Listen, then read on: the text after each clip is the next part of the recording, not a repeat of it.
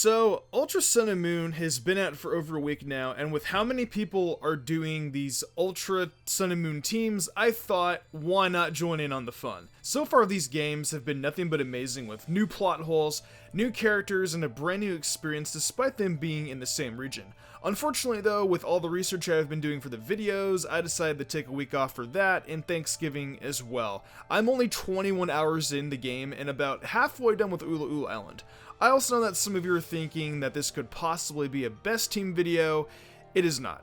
However, the best team for Ultra Sun and Moon will be coming out this Saturday, and I know a lot of you guys have been asking due to Arizo uploading best starter. So yes, I am doing it and it will be up Saturday. Anyways, back to the topic at hand. My team for Ultra Sun and Moon. This team is pretty biased in terms of favorite Pokemon, and it's not exactly the greatest to take on Alola, based off of what I played so far, making it to Ula Ula. But it is a team of Pokemon I have used over the years, and some are Pokemon I have never used. So now since you guys have a general idea of what my team's gonna be, let's get into it. Also, this video is spoiler free, so do not fear, do not worry. And this is also kind of a combination of like scripted and kind of like live commentary, so yeah, let's do it. So when Sun and Moon came out last year, I was torn in either choosing Rowlet or Popplio.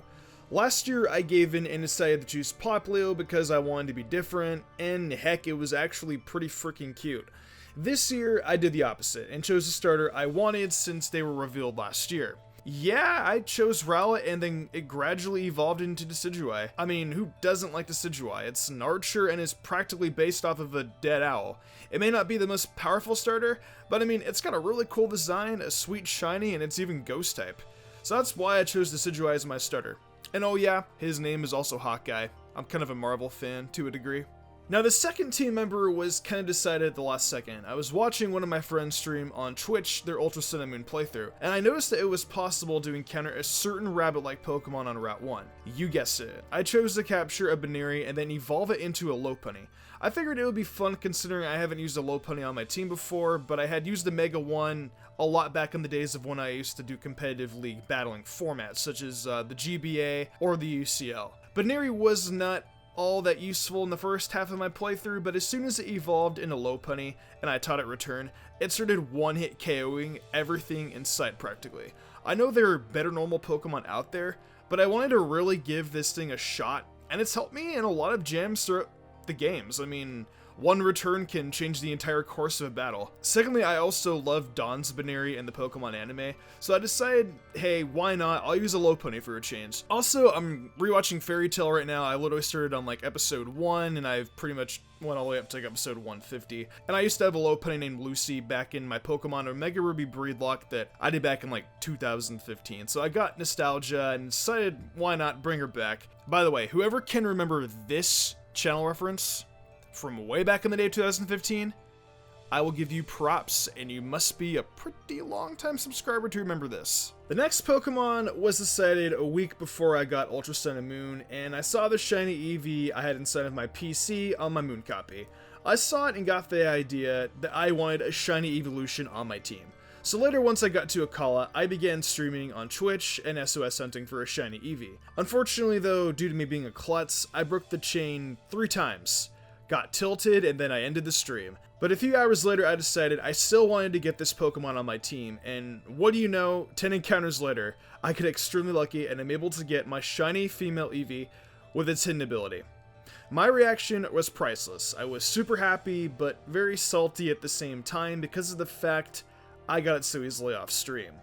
So after capturing it, I opened up Pokemon and evolved it. Fun fact, Sylveon is my second favorite evolution, and I have used my mascot a lot on teams in the past, so I wanted to change it up for a change. I also used to hate Sylveon, but over the course of the years, I've learned to love it because of Serena's in the anime, and if you play with it in Pokemon and Me, you can't help but feel for its adorableness. So far, Yuki the Sylveon has put in nothing but the finest of work. Taking hits and dishing out Moonblast, the Nanu battle is gonna be a walk in the park. So at this point in the game, for my 4th Pokemon, I was thinking I needed an electric-type Pokemon for Lana.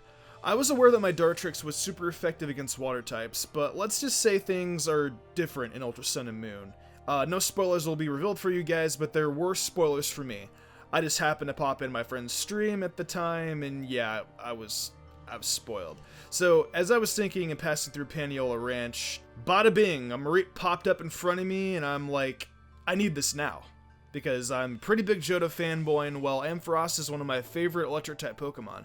I tried SOS chaining for a shiny one, but my luck wasn't as good as it was for Eevee, and I decided I wanted to progress through the games, to make it further. So I decided on capturing a regular Mareep. I have used Ampharos countless times on Johto playthroughs, and I figured it would be fun to bring it back for Alola. When I got to Lana's trial though, it just took a few electric attacks to win everything, and it has came in a lot of handy with her Thunder Wave crippling opponents and then using Electro Ball. Thanks a lot, Aries, you've actually been really, really awesome, and can't wait to see what you can do for the remainder of the game.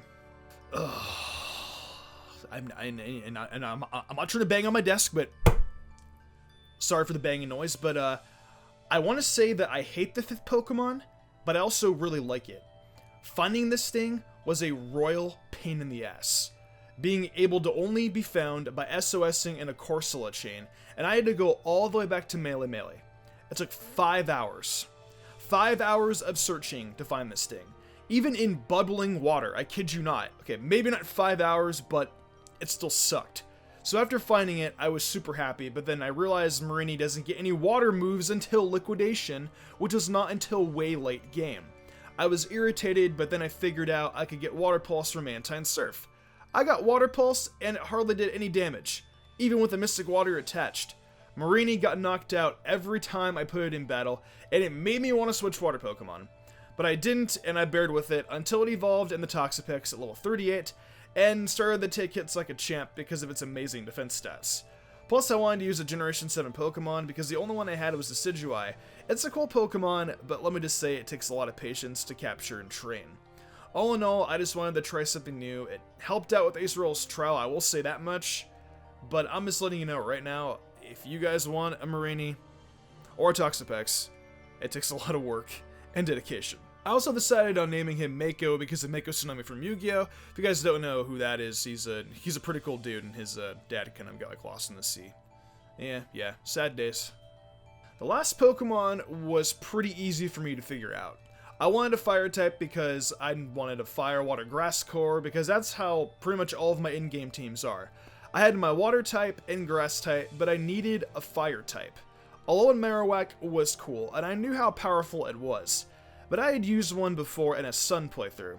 Salazzle was cool too, but I didn't want to look for hours for a female one, and I had one on my Moon playthrough. Then after looking in Whala Park on Nakala for about 2 minutes, I stumbled upon a Fletchinder, and decided on capturing that because I hadn't used a Talonflame since X and Y and thought this would be cool.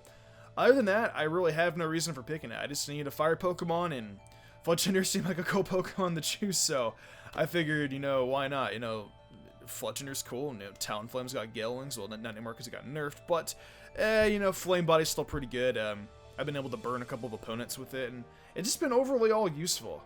And I named Talonflame Loftflame because of Zelda Skyward Sword, and Zelda's an amazing franchise. If you don't like it, then I don't know what's wrong with you. Well, that was my Pokemon Ultra Sun and Moon team. I may not have beat the game yet, but I'm almost there. Very, very soon I'll get there, and I'll let you guys know, my reactions and stuff, etc.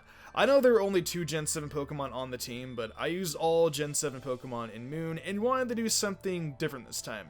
What's your guys' team though? I'm really curious to know because there have been a lot of combinations of teams I've seen on Arizo's video, and a couple others that I've seen. And that this video just looked like fun to do, so definitely share your team with me in the comments below. Just, like I said before about Marini, if you guys do want to use Marini, just be very, very, very, very careful. Anyways, good luck with your Ultra Sun and Moon playthroughs, guys. Have fun. Best team will be here on Saturday, so if you're hyped for that, let's get this video to 500 likes. Anyways, guys, hopefully you enjoyed this video. If you guys did, leave a like, subscribe to all that other really cool stuff. Until next time, though, guys, see you later.